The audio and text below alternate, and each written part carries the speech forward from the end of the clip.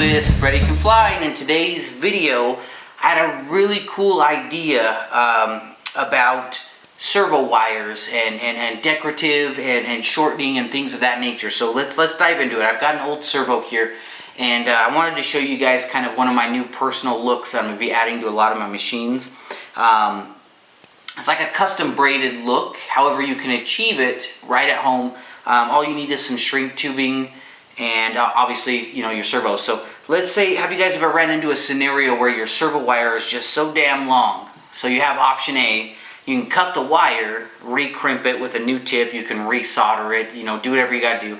And now you might be potentially damaging your servo or causing other failure points, right? But let's say I need to shorten this bad boy up just a little bit, but also I want to throw some flair and make it look cool, get some bling in there, alright? Give it that FreddyCanFly look. So I'm going to show you guys a quick tip, Heli tips and tricks 101, okay? This is the Freddy braid. So what we're going to do is we're going to take our servo, we're going to remove the end, okay? Now if you guys that are watching this that may be new, to remove the end of a servo connector, let's get a quick zoom here. All you have to do is, you can use an X-Acto knife, but I'm old school, so I gotta pull out the pocket knife. All you have to do is, there's these little tabs right here. Very, very gently, I'm sorry, the tabs are actually back here on this side. Very, very gently, you kind of lift up the tab just a little bit, like that. And then as you do that, you just want to wiggle out the wire. Do it one at a time. That way you don't cause any damage or you don't break anything, right? So let's see if we can do this on camera here real quick. So I'm gonna lift up my tab just a little bit. Wiggle out my wire. See that? Boom. Pulled the pin right out. Now take into special consideration the orientation of your pins, okay? Because you're gonna have to reinsert them. So make sure that you realize whether you have the red, black and white style connector, or nowadays, you know, some of the newer servos have like an orange, brown, and black or something like that. But anyways, make sure you pay attention to how everything's going to get plugged in, because we're going to have to plug it all back in afterwards. But go ahead, I'm going to give you this tutorial real quick. Go ahead and take off your servo connector tip for all three wires. Then what I'm going to have you do, and don't stress over this part, guys. What I highly recommend, the easiest way to do it, is go ahead and get yourself a little heat gun. Takes like 5 seconds. Give it just a nice gentle heat. Very, very gentle, not too hot. We're not trying to melt shrink tubing here. But once you heat it enough, you should be able to kind of peel your wires away like this. Now you can do it without heat, but sometimes I had found that the adhesive or whatever bonds these different wires together does stick, and you do not, I repeat, you do not want to tear insulation, okay? So apply a little bit of heat. Go ahead and peel all your wires back until you get, I want to say 2 to 3 millimeters or so from the base of the servo, okay? So let me go ahead and separate all of mine. I'll get to that right point. We'll come back, we'll do a quick review, and I'm going to show you guys how to do the coolest, sickest custom braid for your servos. Also take in mind it's going to help shorten the lead, so you may not have to tuck and roll and hide all your stuff throughout your machine. You can now have a nice, clean, cool look, and I guarantee all your friends in the field are going to say, how the hell did you do that? So let me get this part done. We'll come back, we'll do a review, and we'll continue on. Alrighty guys, so now that we have went ahead and removed the servo connector, okay, and I went ahead and gently applied heat, and I separated all three of my wires. Now at this point in the video, people are probably like, either A, I'm going to click away, or B, what the hell's this guy's problem? He's getting crazy. You know, I just spent hundreds of dollars on this servo. Why would I separate all the wires? And in some cases, people may say, I don't really care that much about the look of my Heli, I just want to fly it. Totally fine, you guys. This video is specifically for those out there who love to customize the look of their Heli, which is what I love to do. That's kind of what I'm known for, is that FreddyCanFly look when I do custom builds and build my machines. Okay, so this is just one of those fun things that adds that extra flair. Again, people at the field would be looking at your Heli and your servos and stuff and being like, how the hell did you do that, right? So anyways, There is 2 different methods to this, but I'm going to show you just method number 1 today. If this video does good, later on in the future I'll show you the chain link method. But for right now, we're just going to do the spiral. Okay, so we've got our connector off. All 3 wires very, very carefully and gently separated down to the base of the servo. Alright. Now, I've got, I didn't have one long continuous piece of heat shrink. I wish I did, but I didn't. But take in mind, this is also going to shorten here in a minute, which is kind of the purpose of this. You know, if you need to, this is, I would say this is probably going to be used primarily for like a rudder servo. You know, one that just goes straight from the boom up to the fly barless, or from the side of the heli up to the fly barless, right? Instead of routing it through the frames and tucking and zip tying. So it could be used for cyclics as well. Anyways, so I've got the proper shrink tube. Now this is where it gets fun, guys. You don't have to use black. You could use any color of shrink tubing that's available on the market today. You could use, you can get crazy and cut sections and go, you know, black, red, black, red, black, red. You can, anything you want, okay? This is just a foundation for you guys to have fun and to play. But what I'm going to do now with my 3 wires that are all crazy and all over the place, this is a little bit tricky, so take in mind sometimes you might have to use tape to tack during this process. Maybe not. Just depends on how good you are at it. But we've got our white, our red, and black, or whichever 3 wire color variation you have on your servo. You're going to want to start right from the base. Let's see if we can get a bit of a zoom here. You'll want to start right from the base, very, very gently, guys. Again, we're not trying to hurt or harm our products. We're just trying to give them a little bit of flair. So I know I want my red wire to kind of stay in the middle. Now you can do a right or left twist, whichever you prefer. Okay, that's going to be up to you. I'm going to go ahead and go with a right twist. Okay, and what I want to do is I want to keep. You're going to have to untangle your wires as you do this. Okay, but what I want to do is I want to keep that red wire centered and let the white and the black flow around it, so to speak. And then you just kind of start twisting like this, nice and slow. Make sure you're untangling your wires. And give this just a nice, slow twist.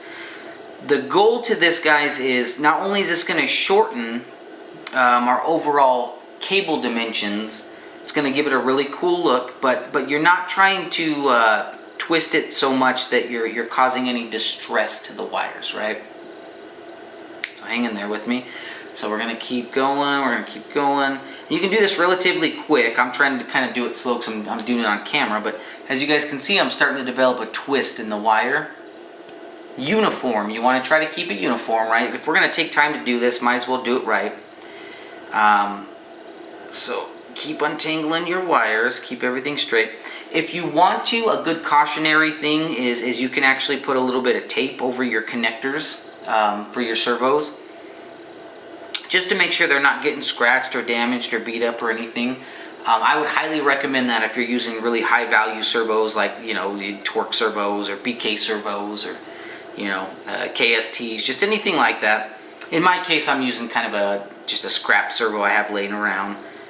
And so I'm going to keep going, just keep going a little bit at a time. Make sure as you're twisting and doing your thing, keep on doing your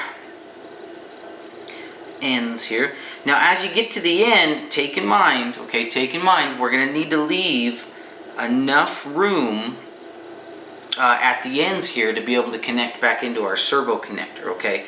And as we talked about earlier, you want to make sure you took into consideration the orientation of your wires and how they connect back into the little plastic housing, okay? So don't get those misconstrued or backwards, because then you'll plug into your fly barless unit and everything, and you might have some issues. So we're gonna keep going. This is a Futaba servo, and it's got a little bit longer cables than a lot of servos have these days. But anyways, we're gonna keep going. We're gonna keep trucking. We're almost to the very end here. Okay. Now that we're at the end, what I'm gonna do, See, everything looks pretty decent, pretty uniform, right? This actually, I measured it beforehand, and I apologize I didn't do it on camera, but it did actually take off quite a bit of length. I mean, I'm still long, I still got a lot of length to go. You'll notice if I release and kind of let the cable do whatever it wants, it starts to bow, and it starts to get a little bit out of hand and crazy. But at this point in time, keep it tight. Because once we apply our heat shrink and we manipulate the wires in a specific way, that's not going to matter. Okay, so I'm at the end here. Okay, I've got all my pieces gathered at the end. I'll give you guys one last shot of that. Okay, so just nice and tight, nothing too crazy. I'm not over stressing the wires. You know, my servo on this end is free. My hand on this end is free. I'm gonna go ahead. Let me slip on my first piece of shrink tubing here. Alrighty, guys. So I went ahead and did the steps that we just spoke about. On this end of the servo here, since they have that rubber grommet that comes out of the bottom, I did the same thing, right? I kind of stretched the shrink tubing just a little bit so that it actually,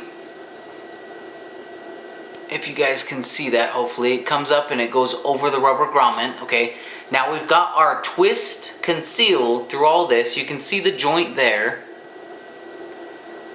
Right, and then there's another one which I had to stretch. There's a joint there. And then I also stretched the end of this because we got to put our connector on.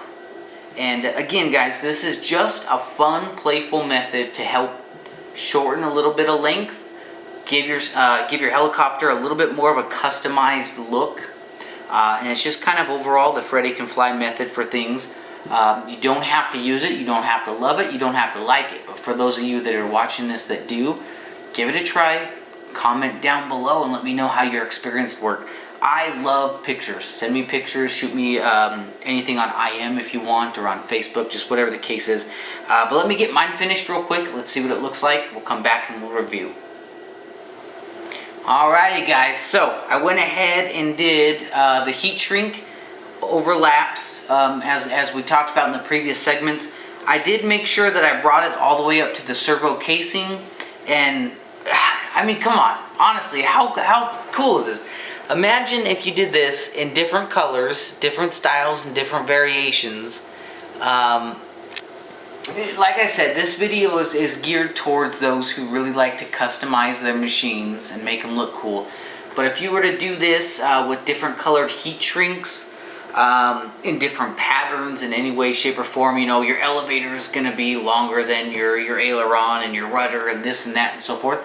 But honestly, this almost increases the overall integrity, in my opinion. Some may disagree, but I mean, I just feel like you've got a stronger cable just overall. I mean, if you really look at that, it's pretty dang cool. You know, it gives you a really cool, let's see if I can get a look on it here. It gives you a really cool spiraled look to your servo wire. It actually adds a lot of stiffness. Now, take in mind, if I need to route this throughout my machine or get it to my fly barless unit or receiver, all I have to do is simply just apply a little bit of heat. Since everything is already heat shrunk, all I gotta do is apply a little bit of heat. I can bend and manipulate these wires in any way that I want, but they have that really cool spiraled look. So I just thought it'd be fun, a fun little video. Something for you guys out there looking to get that more customized look. That's what I'm big on.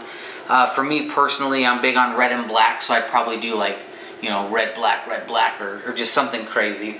If I'm building a machine for a customer or something, you know, if they like specific colors. But yeah, hopefully this video was in any way, shape, or form entertaining or helpful.